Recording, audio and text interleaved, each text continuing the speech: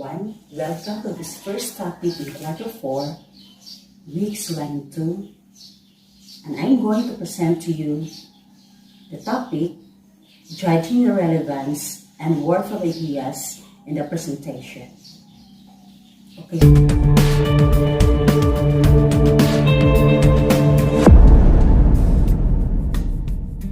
The judgment of ideas, points of view, and arguments presented in text or other platforms are important for students' growth as independent thinkers.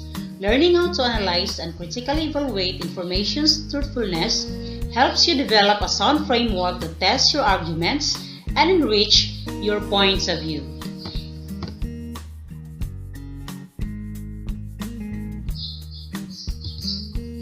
Moreover, it is only through sound judgment and worth of ideas that students can distinguish among challenging claims for truth and determine which arguments and points of view they can trust and those of which they should be skeptical, especially when they view and or listen to the information in the internet or other technological advancement.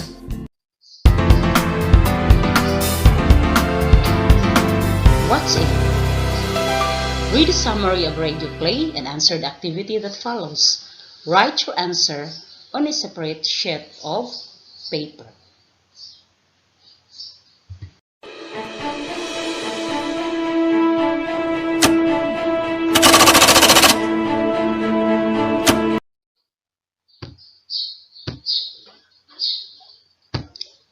Miss Albert Smith Stevenson is the only character in the Self-Features 1943 drama, which was originally produced for the suspense radio program.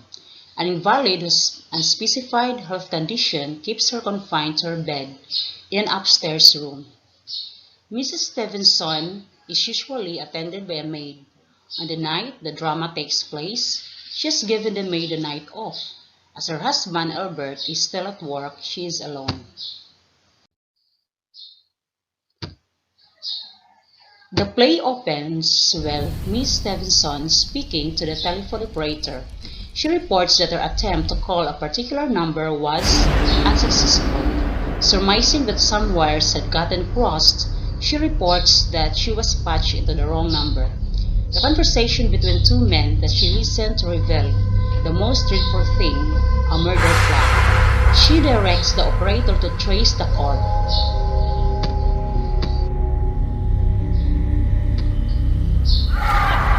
Miss Stevenson admits to the operator that it was not her business, but she defends her actions because the men she heard are cold-blooded friends who are going to commit murder. The intended victim is a poor, innocent woman alone in her house, which is near a bridge. She pleads with the operator to help her stop the would-be killers. Miss Stevenson speaks sharply to the apparently unsympathetic operator, blaming them for misdialing her original call. She suggests that the operator repeat the original careless mistake. The operator apparently does not reply as Miss Stevenson gets the busy signal of the number she had originally dialed. Miss Stevenson redials the operator again and becomes more insistent, saying that tracing the call is her civic duty. She now agrees to be connected to the chief operator, to whom she repeats her story. Miss Stevenson insists that it is absolutely necessary to stop the terrible cold-blooded murder of an innocent woman. She provides her own name and phone number to the chief operator, repeating her demand that the other call be traced. She again provides the reason that her intent is to prevent the dangerous man from killing someone, which will occur at 11:15 that night. As the operator apparently tells her to contact the police directly, she first dismisses the idiotic suggestion as tying her up in red tape, then hangs up and calls the police. Stating that she is reporting a murder, she revises the victim to indicate that it is a forthcoming murder.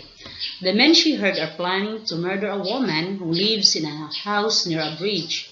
Other details of their conversation include references to the client who hired the men to kill her with a knife and steal her jewelry.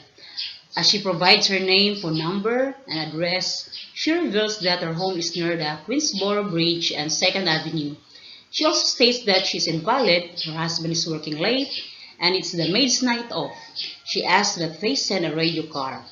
As she muses that the neighborhood described sounds like her own, she also admits that she is nervous about being alone. She describes her maid, Eloise, as big and strong but lazy and tells them how much her husband adores her. She has been ill for 12 years. As the police officer apparently declines to help, she insists that her situation is a high priority, calls him an idiot, and slams down the phone. Next, she calls the operator again and has them call her husband's number, which is still busy.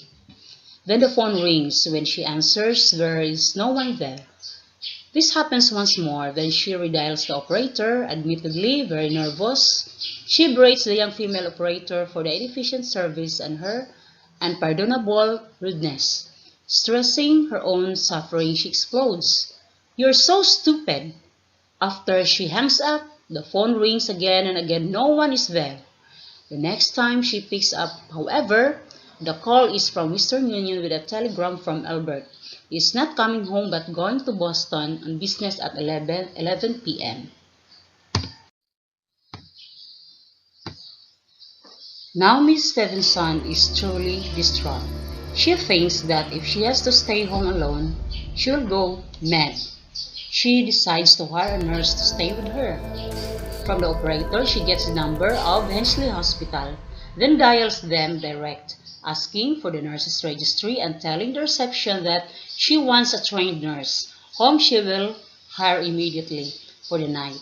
However, the woman she must speak with, Miss Phillips, had gone to dinner at 11 p.m. In this way, Miss Stevenson, now shouting into the phone, learns that the time is 11:14 p.m. While still on the line, she hears a click, indicating that someone is on the extension phone downstairs in the kitchen. She hangs up with the hospital and once again dials the operator. As the play ends, she whispers into the phone, urging the operator to believe that she is in desperate trouble and cannot speak louder because someone could overhear. Someone is in the house. She insists. The murderer. She knows he's listening on the extension. As she begs the operator to get the police, she hears the click when he hangs up the extension, then hears him coming up the stairs. As she orders over and over that the operator call the police, her voice is drowned out by the noise of a train crossing the bridge outside. Her scream coincides with the train whistle. Next, for the first time, the audience hears a different voice. At the police station, Sergeant Martin is answering a call. He responds to the man on the other end. "Yes, sir." "What, sir?" "Wrong number?" "Okay. Good night, sir."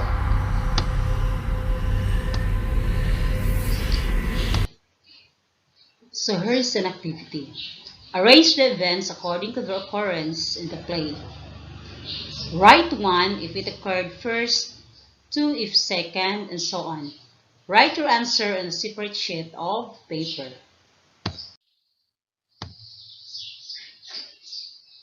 Number 1, she accidentally overheard a conversation between two men planning a murder of a woman near her residence. Number 2, desperate to prevent the crime, she began a series of calls to the operator, to the police, hospital, and others. Number 3, Mrs. Stevenson is an invalid confined to her bed and her only lifeline was the telephone. One night, while she was waiting for her husband to return home, she picked up the phone and called his office. Number 5, her conversation with Sergeant Duffy made her realize the description of the crime scene and the victim. So what's new? Read the following statements. Tell whether they express truth about the radio play lesson 2. Otherwise, right and truth. Admittedly very nervous, Miss Stevenson scolds the young female operator for their inefficient service and her rudeness. She even calls her stupid. Number 2, the conversation between two men that she listened to revealed the most dreadful thing, a murder plot. She directs the operator to trace the call. Miss Stevenson was able to escape from the murder by calling the police officer at 11:15 p.m., the time when the killer went up to her room. Number 4, she does not plead with the operator to help her stop the would-be killers. Miss Stevenson speaks kindly to the apparently unsympathetic operator. The number 5, she dials Hensley Hospital to ask for the nurse's registry and telling the reception that she wants a trained nurse.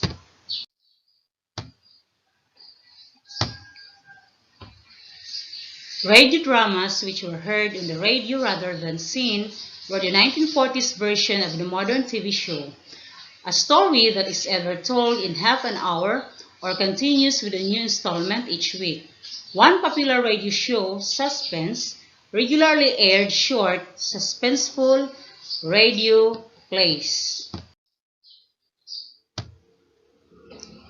The elements of radio play are the same as those of stage drama.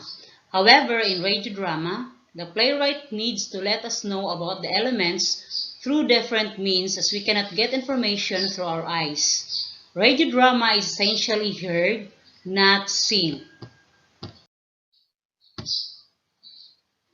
Writing a radio play is about painting a picture with words and sounds. It is quite different from writing for a stage production. While most of us rarely indulge in listening into a radio play, our way of information gathering, knowledge expansion, entertainment, discovery, and communication nowadays come from our cellular phone. Other communications technology, for example, have created a room for easy access to almost everything.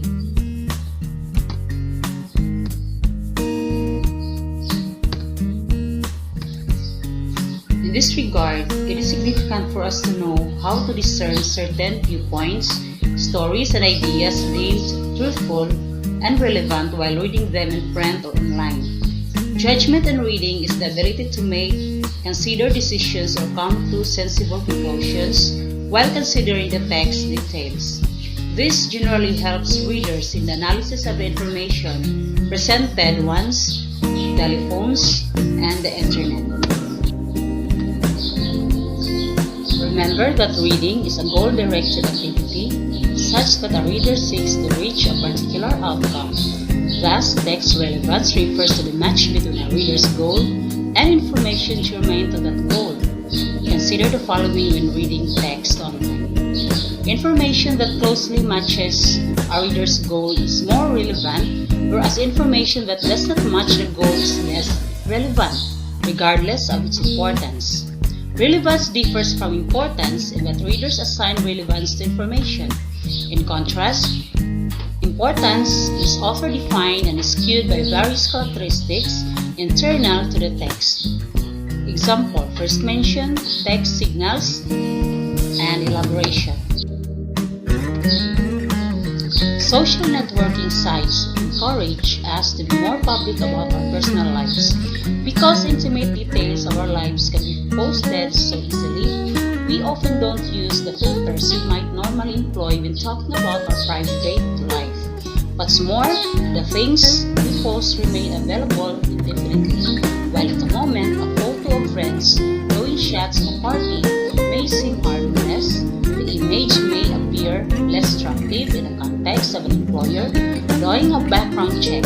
While most sites allow their users to control who sees the things they posted, such limitations are open to them. So let us have this activity. Put a check if the text is true about the passage and cross if not. Number 1. Social networking sites keep our uploads available at a specific time only. Number 2.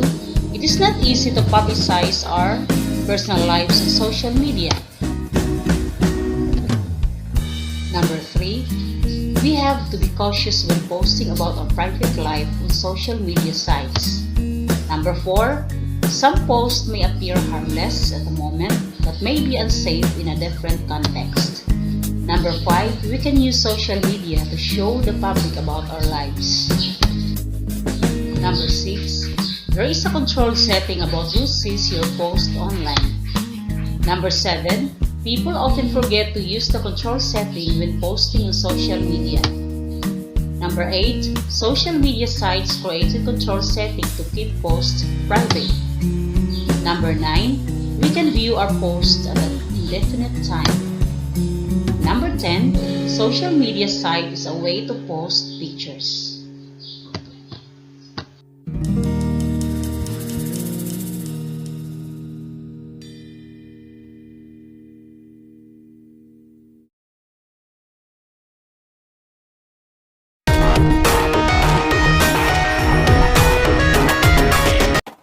And that's all about our topic for today, and I hope you learned from it. Thank you for listening to my video lesson.